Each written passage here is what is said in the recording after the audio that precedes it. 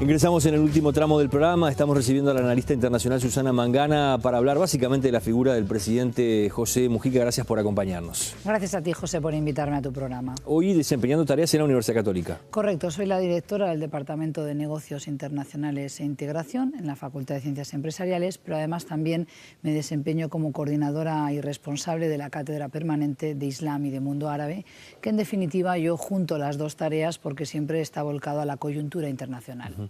Leía hoy prensa internacional de estas últimas horas, ¿no? Hablando del cumpleaños número 79 del presidente José Mujica, y decía, en su momento de auge internacional o en su mejor momento, ¿esa visión la estamos teniendo desde el Uruguay? ¿Es una visión real desde afuera?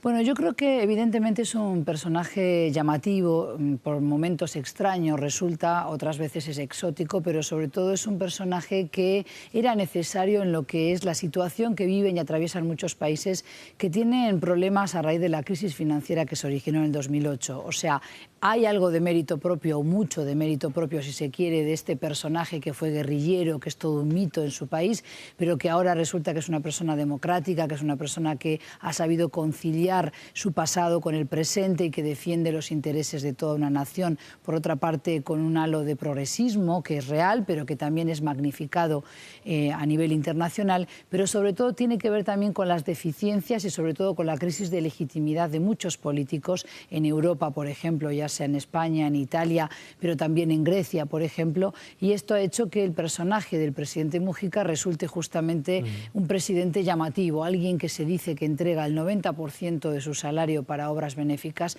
pues eso llama la atención en otros países donde los políticos están acusados poco menos que de corruptos. Claro, una cosa que sí es segura es que Mujica debe ser de los presidentes uruguayos, por lo menos de la democracia para acá, desde el retorno de la democracia, que más entrevistas internacionales ha concedido. Hoy veía una lista larguísima de medios que han llegado de todo el mundo para hablar con él.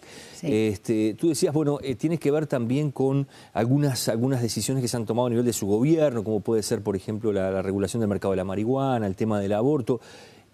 ¿Por qué lo buscan? ¿Porque es un personaje en sí mismo y casi una caricatura de un político o por sus decisiones de gobierno? Yo no sé si tanto como una caricatura, pero es un personaje que resulta curioso, alguien que declina vivir en la residencia presidencial, que prefiere vivir en su domicilio de toda la vida con su esposa, pero también con su mascota, con su perra Manuela, que además es una perra que tiene también alguna singularidad, como es tener solamente 3 patas, ¿verdad? O sea, todo lo adorna y todo lo hace, no lo digo a conciencia o interesadamente, pero hace de la persona del presidente Mujica una persona que es curiosa para los medios y que por lo menos vale la pena conocer y entrevistar. Y he podido conversar hace muy poquitos días, es decir, vengo de un viaje bastante largo por Oriente Medio donde conversé también con analistas, pero sobre todo con personas que trabajan con organizaciones volcadas a la solidaridad internacional, a la cooperación y que son de países escandinavos y habían oído hablar de este ex guerrillero. La palabra guerrillero siempre está presente, pero sobre todo lo que les llama la atención es la austeridad con la que vive,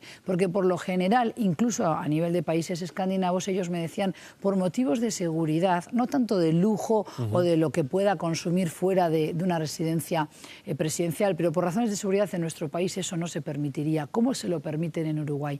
Y eso también hace que uno tenga que explicar que quizás en Uruguay la seguridad o la falta de la misma pasa por otros derroteros, no necesariamente porque alguien desee atentar contra el presidente. Con lo cual es bien interesante también porque se ha convertido en un personaje poco menos que pintoresco, pero también hay mucho de real en lo que dice. O sea, él vive como piensa, vive austeramente. Vamos a ir viendo algunas imágenes porque hace una semana el presidente estuvo en la propia Casa Blanca, ¿no? Allí con Barack Obama, en un encuentro que muchos dicen tuvo eso de folclórico, ¿no? Pero en cosas concretas no se vio toda esa predisposición o buen talante y buen ambiente que hubo en esa reunión. ¿Qué lectura haces a primera vista de lo que pasó? Bueno, yo creo que hay como dos planos de la visita, ¿verdad? Yo creo que ha logrado una vez más posicionar al Uruguay sobre una agenda internacional. Se entrevistó nada menos que con las autoridades, no solo por el presidente Barack Obama, pero también pudo entrevistarse con el vicepresidente Joe Biden, pero también con el secretario de Estado, con Kerry. Es decir, tuvo una agenda muy apretada, muy recargada, yo diría que quizás hasta demasiado, pero claramente yo creo que ese personaje que se ha sabido construir cubrir, no por él mismo, sino a través de los medios internacionales, CNN pendiente de estas entrevistas, por ejemplo, el presidente Mujica en tierras estadounidenses, yo creo que ayudan evidentemente a colocar o a regresar Uruguay a la escena internacional, que había perdido un poquito esa presencia. Y me parece que eso hay que saber capitalizarlo. Evidentemente después, desde casa, desde la interna en Uruguay, la oposición sobre todo ha hecho notar que hubo muchos aplausos y pocos acuerdos firmados, como me comentaba un colega, por ejemplo, que sé que no opina igual que el presidente en muchísimas cuestiones, y me preocupé de saber estas opiniones. Pero yo creo que igual quizás no es la tarea de un presidente el tener que firmar el documento, sino facilitar las cosas, abrir las puertas, tender los puentes para el diálogo, para que después sus ministros o de repente un comité de coordinación o de trabajos mixtos puedan llegar a concretar esos acuerdos que se han de alguna manera abierto, que se perfilan ahora en el horizonte. Por ejemplo, el intercambio estudiantil o el intercambio de profesores para seguir adquiriendo conocimiento desde Estados Unidos, que en algunas áreas es mucho más avanzado que en Uruguay, pero no en todas. Hay quienes dicen por así, sobre todo de la oposición, ¿no? Hablando de la figura de Mujica, de esta repercusión que ha tenido a nivel internacional, de su viaje a Estados Unidos. Mujica lo que está buscando es, bueno, destacarse a sí mismo como una figura de proyección a la historia, ¿no? Muchos hablan de, por ejemplo, su carrera por el Nobel de la Paz, como una meta que él se pudo haber trazado y el grupo que lo rodea. El canciller ha estado hace pocas horas aquí en Canal 20 y decía que es un disparate pensar en eso. Sí. Yo creo que es una mirada muy simplista, decir que él hace todo esto interesada y calculadamente para conseguir el Premio Nobel de la Paz.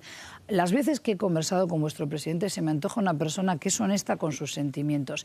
Después, catalogarlo de humilde o no humilde, eso me parece que ya tiene que ver con un prejuicio, un preconcepto que muchos puedan tener acerca del presidente. Yo tampoco necesito defenderlo abiertamente. Lo que sí creo es que es una persona honesta cuando dice que hay que combatir el consumismo rampante, que el capitalismo se ha convertido en algo que nos arrolla, esa modernidad que nos arrasa. Yo creo que en ese sentido es una persona sincera. Su preocupación por los más carenciados, los necesitados, creo que es real.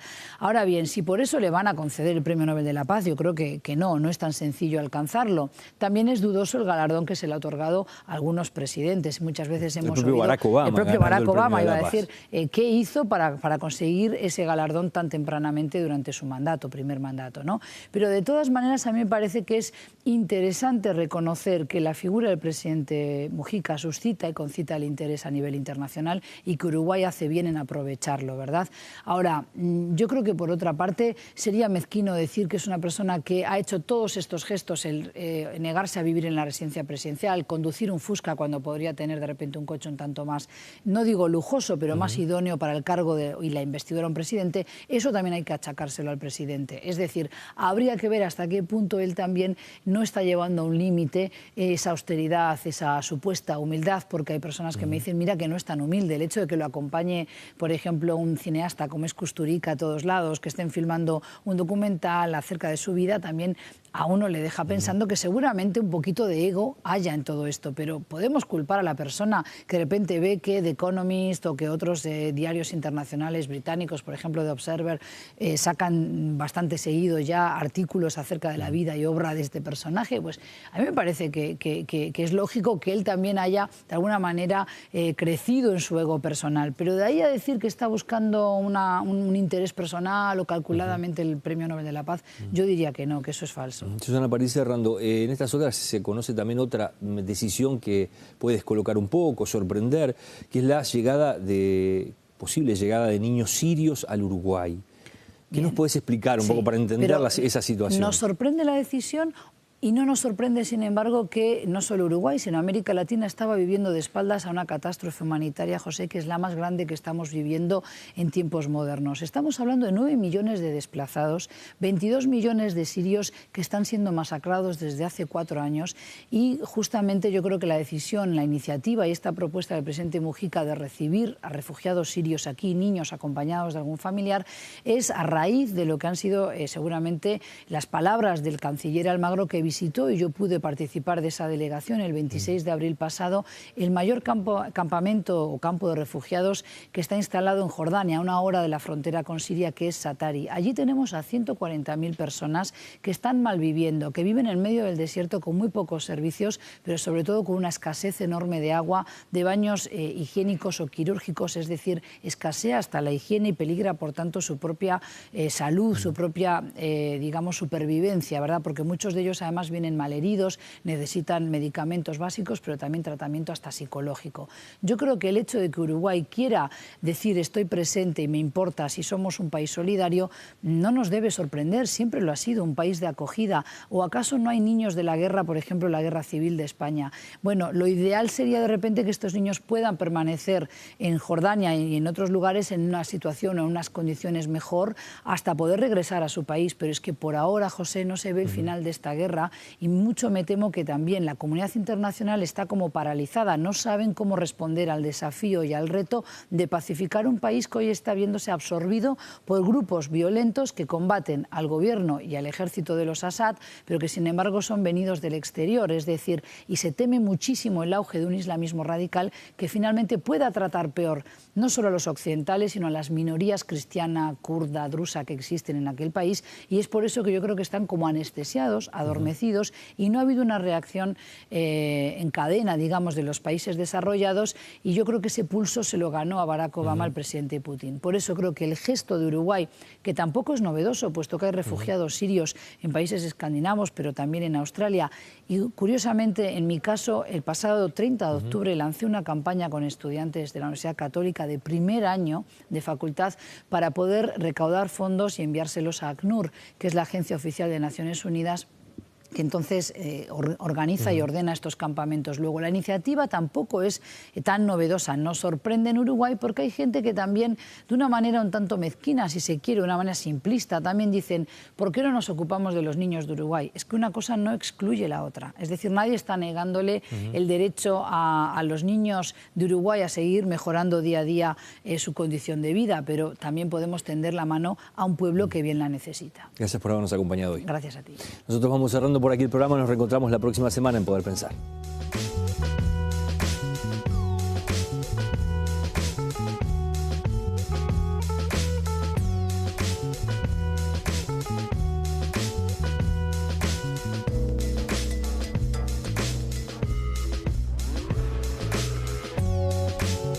Con el presente y que defiende los intereses de toda una nación, por otra parte con un halo de progresismo que es real pero que también es magnificado a nivel internacional, pero sobre todo tiene que ver también con las deficiencias y sobre todo con la crisis de legitimidad de muchos políticos en Europa, por ejemplo, ya sea en España, en Italia, pero también en Grecia. Soy la directora del Departamento de Negocios Internacionales e Integración en la Facultad de Ciencias Empresariales, pero además también me desempeño como coordinadora y responsable de la Cátedra Permanente de Islam y de Mundo Árabe, que en definitiva yo junto las dos tareas porque siempre está volcado a la coyuntura internacional. Leía hoy prensa internacional de estas últimas horas, ¿no? Hablando del cumpleaños número 79 del presidente José Mujica, decía, en su momento de auge internacional o en su mejor momento, ¿esa visión la estamos teniendo desde el Uruguay? ¿Es una visión real desde afuera? Bueno, yo creo que evidentemente es un personaje llamativo, por momentos extraño resulta, otras veces es exótico, pero sobre todo es un personaje que era...